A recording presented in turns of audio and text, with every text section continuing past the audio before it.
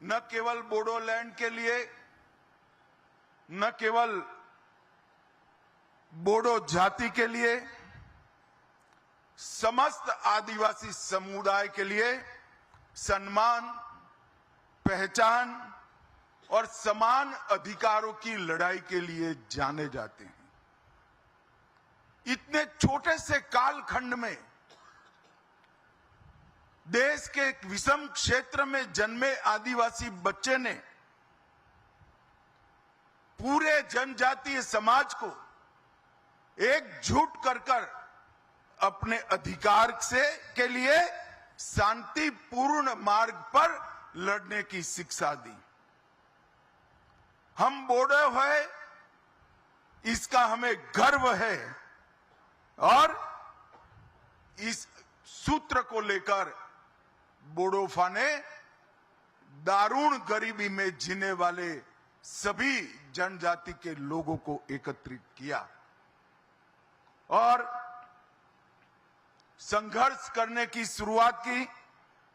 दिल्ली में आवाज बुलंद की, बीएससी, बीए भी किया, एलएलबी भी किया और इन्होंने जितनी परीक्षाएं पास की, इससे सबसे बड़ी परीक्षा थी बोडोलैंड की आवाज को कश्मीर से कन्याकुमारी तक पहुंचाना और अधिकारों को प्राप्त करने के लिए संघर्ष शुरू करना।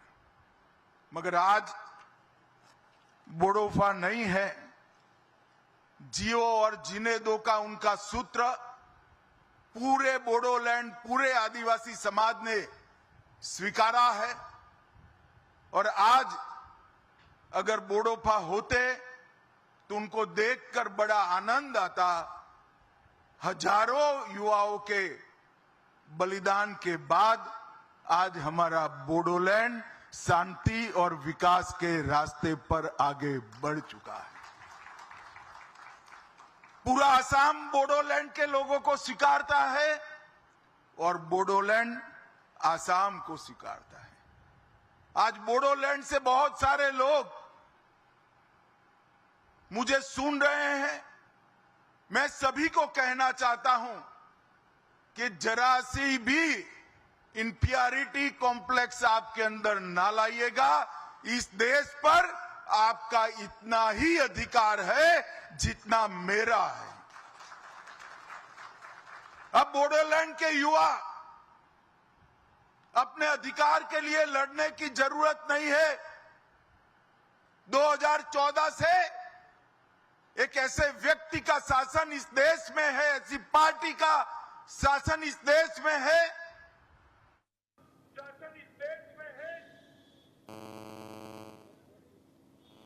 देश के गृह मंत्री एक कार्यक्रम को संबोधित कर रहे थे। वो बोडोलैंड की जिक्र कर रहे थे। उनका कहना है कि भारत में आतंकवाद को लेकर जीरो टॉलरेंस नीति है हमारी और आतंकवाद को किसी भी हालत में बर्दाश्त नहीं किया जाएगा। लेकिन इस देश में एक उबाल है, एक गुस्सा है। यही कारण है कि एक उत्साही युवा इस बात का जिक्र कर रहे थे कि बहुत देर हो चुकी है, अब जल्द होना चाहिए। आतंकवाद को लेकर पाकिस्तान को बड़ा सबूक सिखाना जाना चाहिए। मेरे साथ सुरेंद्र राली मौजूद है, मैं उनके पास चलूंगा। सुरेंद्र रालू, एक बात मैं आपसे पूछना चाहता हूं, क्योंकि निश्चित तौर पर यूक्रेन और रशिया के युद्ध की जिक्र किया जा रहा था। जब भी कोई युद्ध होता है तो फिर आपके हाथ में नहीं होता है, इसलिए भारत बहुत ही सोच समझकर कोई फैसला लेना चाहता है और उसी फैसले के तहत आगे बढ़ना चाहता है। लेकिन भले ही तमाम अमेरिका हमारे हित की बात करता हो, लेकिन वो चुपके से पाकिस्तान के साथ भी खड़ा दिखाई देता है। चीन तो पाकिस्तान के साथ है ही, और जिस तरीके से अंतर्राष्ट्रीय पटल पर भारत अपनी उपस्थिति दर्ज कर रहा है, कहीं ना कहीं ऐसे तमाम बड़े देश भी चाहते हैं कि भारत किसी ना किसी युद्ध में उलझे। मनोज भाई, जब तक किसी गांव में झगड़ा नहीं होगा तो सरपंच के पास लोग फैसला करवाने तो नहीं जाएंगे। तो सरपंच की अहमियत तभी है जब झगड़ा हो।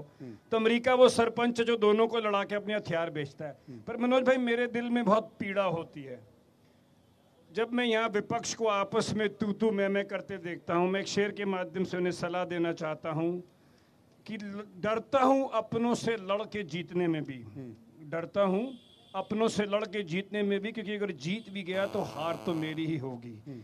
पाकिस्तान ने बीजेपी या कांग्रेस पे नहीं अटैक किया, उसने हिंदुस्तान पे अटैक किया है। आप इस तरह की तू मैं करके एक दूसरे को आंकड़े फेंकते हैं। इन्हीं आंकड़ों को पाकिस्तान वेस्ट में ले जाके, यूनाइटेड नेशंस में ले जाके कहता है कि देखो इंडिया में तो आपस में उनकी बातों में इत्तेफाक नहीं है। तो मैं चाहता हूं कि जब तक ये नहीं हो जाए, और पब्लिक को भी मैं कहना चाहूंगा कि ये कोई डोमिनोज का पिज्जा नहीं है जो 30 मिनट में आ जाएगा। अटैक करना, मनोज भाई ने जैसे कहा कि लड़ाई करना आपके हाथ में है, लड़ाई खत्म कब होगी ये कोई नहीं जानता।